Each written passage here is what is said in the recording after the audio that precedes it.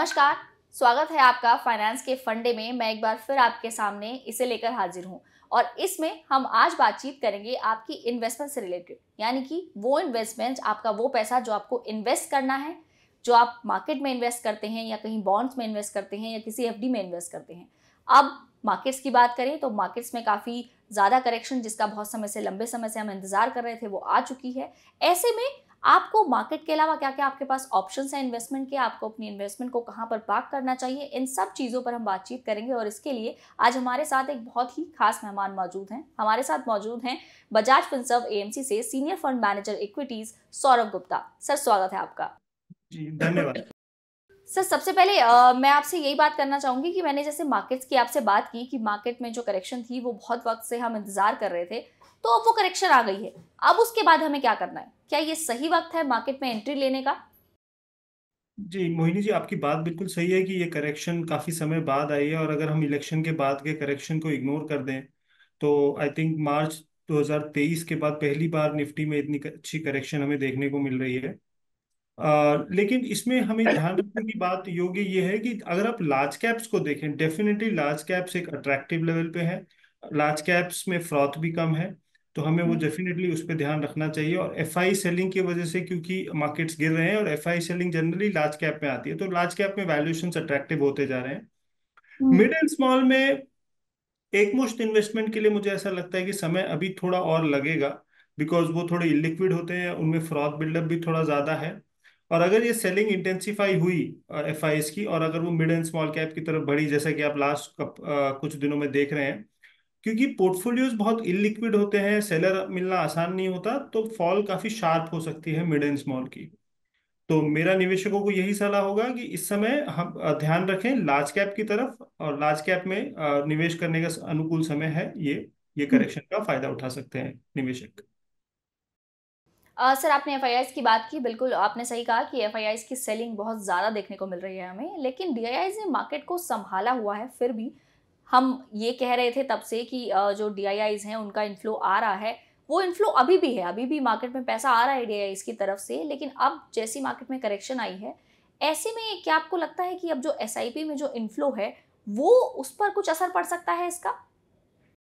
देखिए, दो चीजें हैं मोहिनी जी इसमें। हमें ध्यान रखने योग्य एक बात यह है कि हमें कहीं ना कहीं लगता है कि over the last 7 7 8 years investors maturity profile थोड़ी इंप्रूव हुई है। अब लोग इतना पैनिक नहीं करते जितना शायद पहले करते थे, 7 8 साल पहले हल्के से करेक्शन में। तो वो एक मैच्योरिटी आ गई है, एसआईपी डिसिप्लिन बाजार में दिखता है आज निवेशकों को। उसको शायद वो पोस्ट ऑफिस सेविंग्स की तरह समझ के चलते हैं, या जो भी आप समझिए, या फिर आप जो कैंपेन सेबी रन करती है या फिर म्यूचुअल फंड्स रन करते हैं, थोड़ी मैच्योरिटी प्रोफाइल इंप्रूव हुई है इन्वेस्टर्स की, पहली बात। दूसरी बात यह है कि जो एकमुश्त इन्वेस्टर है, वहां पे हमें थोड़ा सा ज्यादा लगता है कि नर्वस होने की अवस्था है, स्पेशली जो कि लास्ट 3 साल में आए हैं। आई थिंक लास्ट 3 साल में जो इन्वेस्टर्स आए हैं वो शायद पहली बार अपने पोर्टफोलियो में रेड देखेंगे या थोड़े लॉसेस देखेंगे। तो ये हो सकता है कि थोड़ा पैनिक हो उसकी वजह से।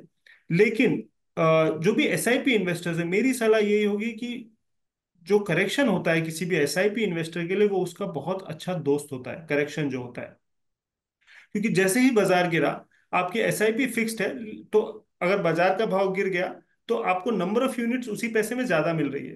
एक तरीके से आप इस तरह समझिए कि ये दिवाली सेल है, और दिवाली का ये समय भी है। दिवाली सेल पे आपको हर चीज 10% डिस्काउंट पे मिल रही है इस टाइम आपके एसआईपी में। right? बिल्कुल और सर। इस तरह से अगर आप इसको सोचेंगे, आप देखेंगे you will pray to God कि थोड़ी और करेक्शन मिल जाए 2 3 महीने और, जिससे कि मेरे एसआईपी के यूनिट्स और मिले। और जब वहां से मार्केट चलेगा, आपके रिटर्न्स आपको बहुत अच्छे लगेंगे।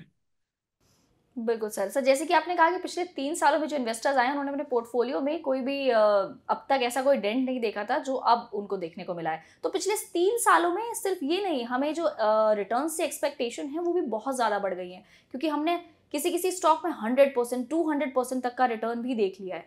अब उसके बाद अब जब मार्केट करेक्ट हुआ है, तो क्या अब हम जो सीएजीआर रिटर्न है हमारा, क्या वो एक्सपेक्टेशन हमें एवरेज कर लेनी चाहिए? और एवरेज करनी चाहिए तो फिर कहाँ तक?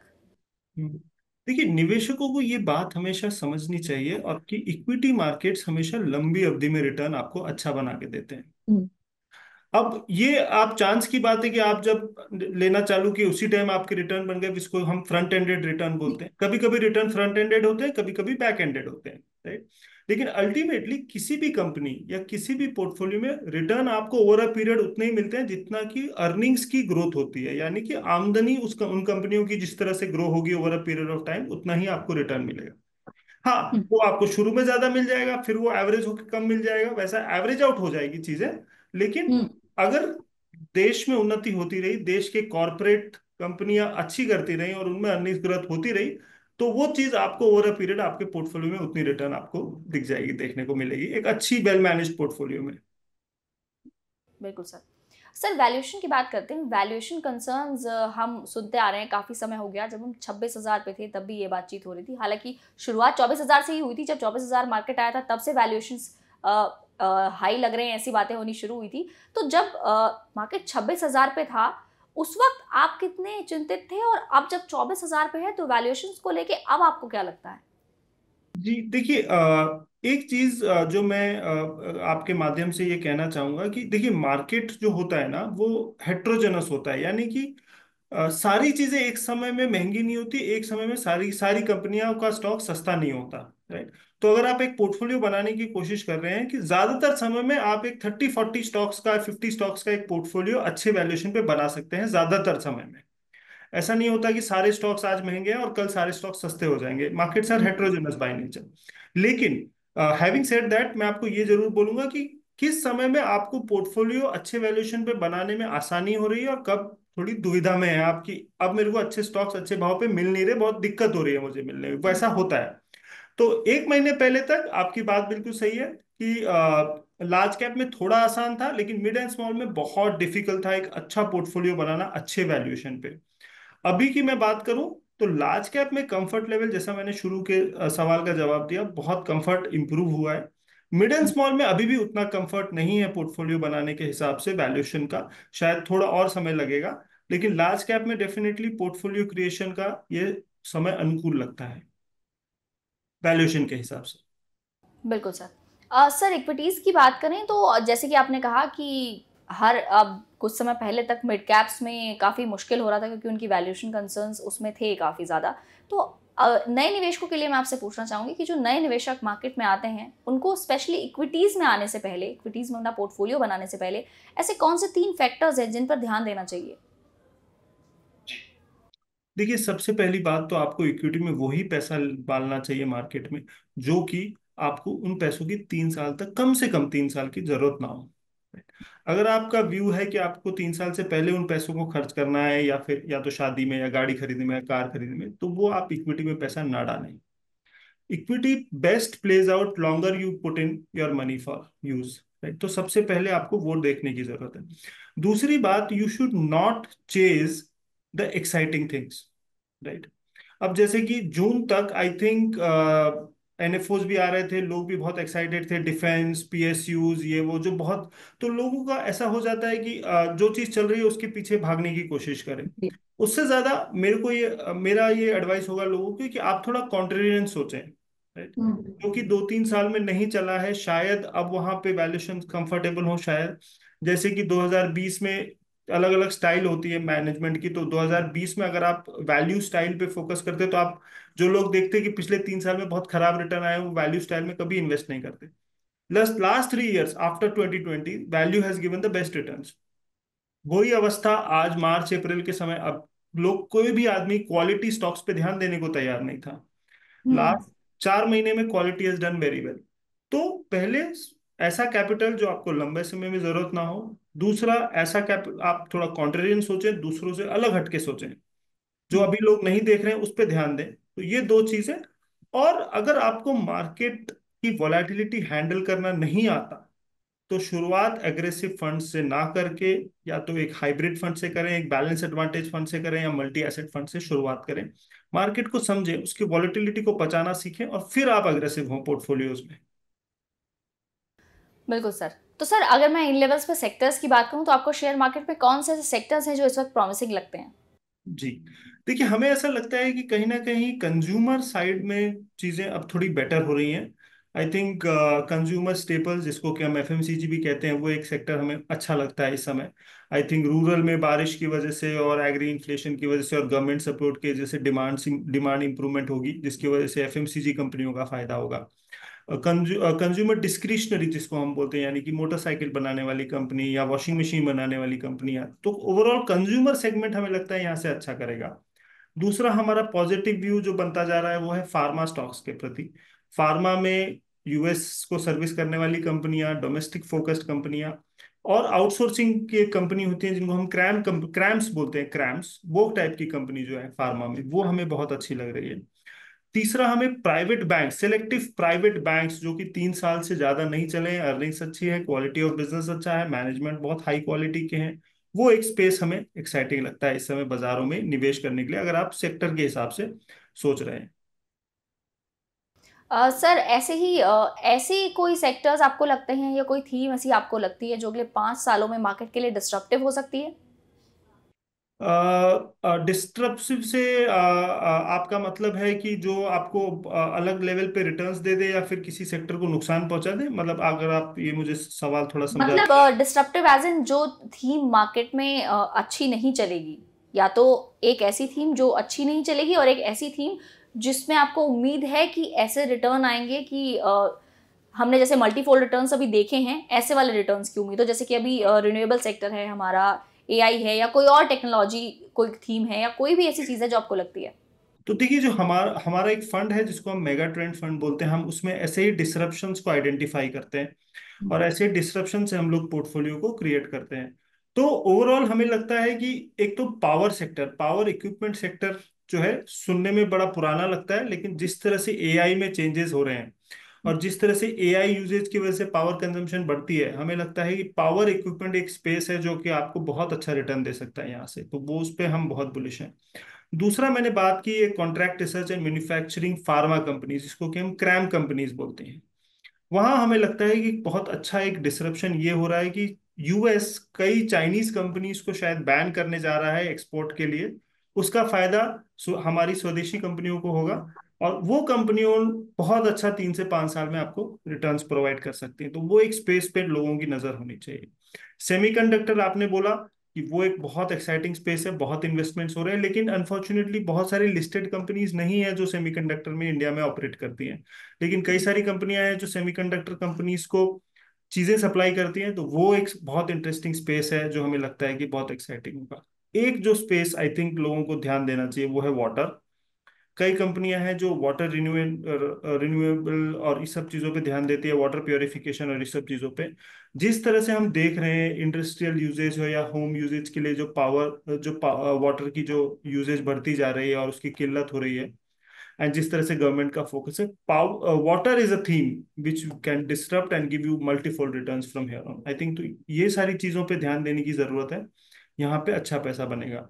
क्या आप निकल जाए किस थीम से, वो जो अभी करंट थीम्स थोड़ी ओवरसोल्ड हो गई हैं रिन्यूएबल्स में, जैसे कि कुछ थीम्स हैं जो कि बहुत ज्यादा स्टॉक्स चल चुके हैं और आई थिंक उतनी प्रॉफिटेबिलिटी नहीं आएगी, तो उस पर एक ध्यान देने की जरूरत है। और दूसरा डिफेंस सेगमेंट में वाइल ग्रोथ आएगी, ऑर्डर बुक्स आएंगे, लेकिन लोगों का ध्यान प्रॉफिटेबिलिटी पे नहीं है। तो मुझे लगता है कहीं ना कहीं ये दोनों थीम्स बहुत ज्यादा चली हैं और लोगों को थोड़ा सेलेक्टिव होना चाहिए इन दोनों थीम्स में।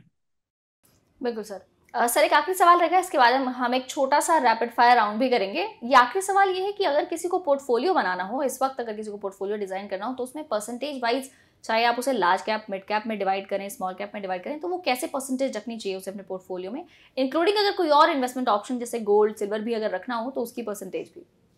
जी, देखिए, अभी इस समय या फिर किसी भी समय आपको अपने पोर्टफोलियो का कम से कम 8 से 10% गोल्ड में रखना चाहिए। देखिए, gold is a very good diversification tool, right. जब भी दुनिया में चीजें खराब होंगी गोल्ड अच्छा करेगा, राइट। तो जब आपको इक्विटी में रिटर्न नहीं मिलेंगे, आपको गोल्ड में रिटर्न मिलेंगे, तो then 10% allocation should be around in gold. Around 20-25% allocation can go to fixed income, जहां की आपका व्यू सिर्फ अगर 3 साल तक का है और आपको पैसों की जरूरत पड़ सकती है, तो वो एक एलोकेशन आप रखिए। लेकिन अल्टीमेटली आपको पोर्टफोलियो में जब इन्फ्लेशन बीट करने की बात आती है और पोर्टफोलियो में कैपिटल गेन्स या ग्रोथ की बात आती है, तो आपको इक्विटी ही रखना पड़ेगा। तो rough cut 60-65% equity, 20-25% gold, sorry debt या फिक्स्ड इनकम, और 10% के आसपास गोल्ड, एक स्टैंडर्ड एलोकेशन किसी स्टैंडर्ड लोगों का होना चाहिए, एक किसी का जिनका 3 साल से ज्यादा का व्यू है। जिन्हें पैसे की अभी जरूरत नहीं है। और उसमें विद इन 65%, आप समझिए कि विद इन इक्विटी एलोकेशन करीबन 50% या 50 से 55% आपका लार्ज कैप होना चाहिए, हम्म। 10 से 15% इस टाइम मिड कैप होना चाहिए, और 15 से 20% के आसपास आपका स्मॉल कैप होना चाहिए। This is the standard allocation. I think one should not go by my advice, because जो फाइनेंशियल प्लानिंग होती है बहुत यूनिक और पर्सनल चीज होती है। किसी एडवाइजर से आप मिले, आपकी यूनिकनेस, आपकी जरूरतें वो समझेंगे। जो मैं आपको समझाने की कोशिश कर रहा हूँ वो एक जनरल ब्रेकअप में आपको बताने की कोशिश कर रहा हूँ। बिल्कुल सर। सर, आम निवेशकों के लिए शायद इतना ब्रेकअप भी काफ़ी है, क्योंकि बहुत से निवेशक ऐसे भी हैं जो बिना किसी चीज़ को रिसर्च किए भी मार्केट में एंटर कर जाते हैं और पोर्टफोलियो बना लेते हैं। उसमें कई स्टॉक्स या कई चीज़ें ऐसी ले लेते हैं जो उनको नहीं अपने पोर्टफोलियो में शामिल करनी चाहिए। और जैसे कि आपने अभी बताया कि गोल्ड, जब बाकी सब चीज़ें आपको इतना अच्छा रिटर्न नहीं देती तो गोल्ड रिटर्न देता है, तो मैं दर्शकों को बता दूं कि इंटरनेशनल मार्केट में इस साल में अब तक गोल्ड 32.5% का रिटर्न ऑलरेडी दे चुका है। तो इसके अलावा, जैसे सर ने बताया, इस तरीके से आप अपना पोर्टफोलियो डिजाइन भी कर सकते हैं। सर चलिए एक छोटा सा रैपिड फायर राउंड करते हैं। इसमें मैं आपसे दो ऑप्शंस दूंगी आपको, और आपको कोई एक ऑप्शन उनमें से चुनना है। एक सिंगल वर्ड में जवाब रहेगा आपका। सर, डेट या इक्विटी? इक्विटी। बिल्कुल। लार्ज कैप्स या स्मॉल कैप और मिड कैप्स? अभी इस समय लार्ज कैप्स। बिल्कुल। और बाय ऑन डिप्स या sell on rise? Buy on dips. Okay. और पब्लिक सेक्टर बैंक्स या private sector banks? Private sector banks. Great. और अगर निवेशकों को कोई बुक पढ़नी हो अपने इस पर्सपेक्टिव से कि वो एक अच्छे इन्वेस्टर के तौर पर उभरे, तो कौन सी बुक आप सजेस्ट करेंगे इस वक्त? One up on Wall Street. बिल्कुल sir. Sir thank you so much हमारे साथ आज जुड़ने के लिए, और बहुत मज़ा आया आपसे बातचीत करके। और आई एम श्योर कि हमारे दर्शकों को भी इस इंटरव्यू से बहुत कुछ सीखने को मिलेगा, और अपने पोर्टफोलियो की जो डिज़ाइनिंग है वो भी उनको समझने को मिलेगी। तो ऐसे ही एपिसोड्स हम आपके लिए आगे भी लेकर आते रहेंगे। तब तक के लिए आप जुड़े रहें हमारे साथ और देखते रहें जागरण बिजनेस। धन्यवाद Mohini ji, and happy Diwali to you and your viewers. Thank you. Yes sir, thank you so much. Happy Diwali to you to.